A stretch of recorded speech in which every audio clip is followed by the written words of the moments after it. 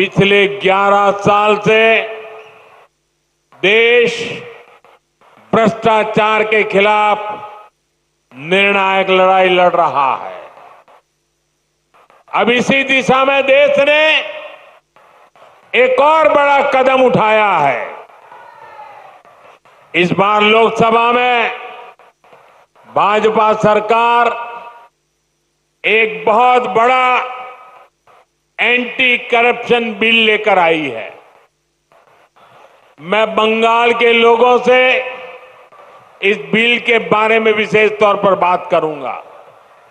साथियों, आप भी जानते हैं, हमारे देश में अगर एक छोटा सा सरकारी कर्मचारी, चाहे वो सरकारी कर्मचारी ड्राइवर हो, प्यून हो, सरकार की किसी कैंटीन में काम करता हो, सरकार में कहीं साफ सफाई का काम करता हो, अगर वो कर्मचारी को किसी पुलिस वाले ने जेल में बंद कर दिया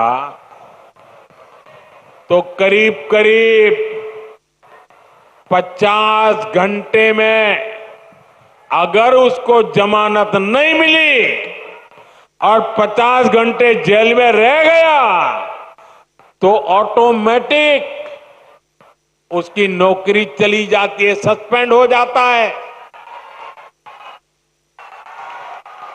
एक छोटा मुलाजिम 2 दिन अगर जेल में रहे तो उसकी जिंदगी तबाह करने के कानून है, लेकिन कोई मुख्यमंत्री, कोई मंत्री, प्रधानमंत्री अगर जेल चला जाए तो उसके लिए कोई कानून नहीं है।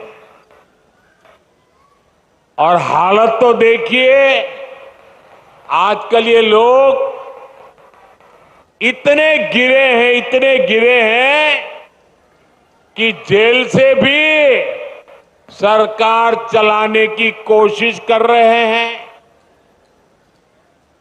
पश्चिम बंगाल ने ये साक्षात देखा है, बार बार कई बार अनुभव किया है। टीएमसी के एक मंत्री टीचर्स घोटाले में आज तक जेल में है। शिक्षक भर्ती का गंभीर घोटाला, घर से नोटों का पहाड़ मिला, लेकिन तब भी वो मंत्री कुर्सी छोड़ने को तैयार नहीं थे। जनता की हर भावना को यहां निर्ममता से कुचला जाता रहा। इसी तरह टीएमसी के एक और मंत्री पर गरीबों का राशन लूटने का आरोप है। इनकी भी करोड़ों रुपए की संपत्ति जब्त हो चुकी है।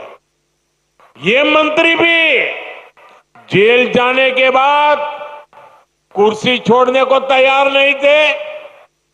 इन्होंने भी जनता की भावना की, संविधान की भावना की कोई परवाह नहीं की। साथियों, आप मुझे बताइए,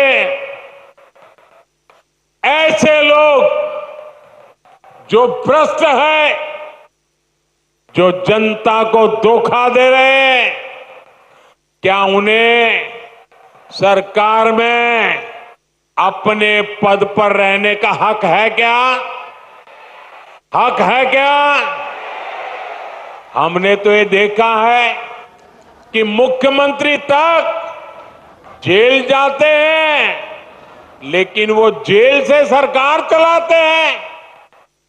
ये संविधान का, लोकतंत्र का सरासर अपमान है और मोदी संविधान का यह अपमान होते नहीं देख सकता। इसलिए मैंने तय किया, ये सब नहीं चल सकता। मंत्री हो, मुख्यमंत्री हो, अरे इतना ही नहीं, प्रधानमंत्री को भी सख्त कानून के दायरे में लाया हूं। अगर पीएम भी 30 दिन जेल में रहे और उन्हें जमानत न मिले तो अगले दिन उनकी कुर्सी भी चली जाएगी। लेकिन साथियों, टीएमसी के लोग भ्रष्टाचार के खिलाफ इस कार्रवाई पर भड़क गए हैं। वो इस कानून का विरोध कर रहे हैं। टीएमसी के लोगों ने संसद में इस बिल को फाड़ने की कोशिश की है। ये दिखाता है कि टीएमसी की पूरी राजनीति कैसे भ्रष्टाचार के पहाड़ पर टिकी है। इसलिए लोग इतने डरे हुए हैं, भ्रष्टाचारियों को बचाने में जुटे हैं